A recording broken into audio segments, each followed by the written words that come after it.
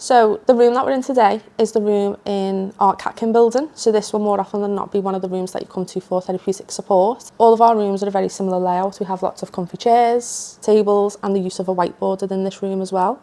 So we try to make it as comfortable as possible and as fun as possible. When you come into one of my sessions or one of our psychologist sessions, we do also have a range of different resources as well. So we try to cater that depending on the age of the person that's coming in. So for a lot of our younger ones, I find that they find like puzzles, fidget toys really helpful. Talking to us, just sort of something to keep themselves occupied and keep their hands busy while they're talking.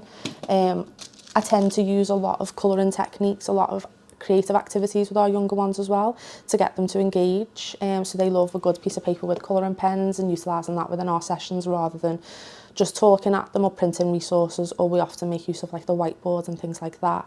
We also have a lot of stuff around how do I feel wheel, so looking at emotions to help young people to understand what their emotions are, helping them to pinpoint how they might feel if they're feeling that particular emotion, looking at what values they might feel after they've gone through treatment.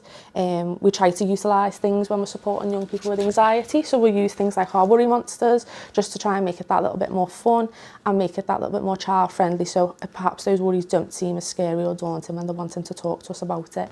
For a lot of our sort of teenagers and sort of older young people, again, a lot of the fidget toys and colouring activities are still something that they enjoy to do.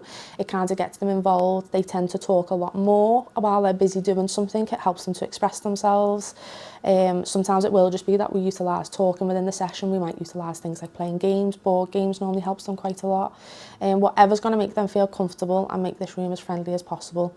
And it's the same with adults as well. Sometimes, we will use those printed resources. Some adults do find it helpful to utilise things like drawing things out, or, we still have adults that do find it beneficial to have something to play with in the hand if they're quite anxious coming into this room. It can be daunting, it can be quite scary walking in.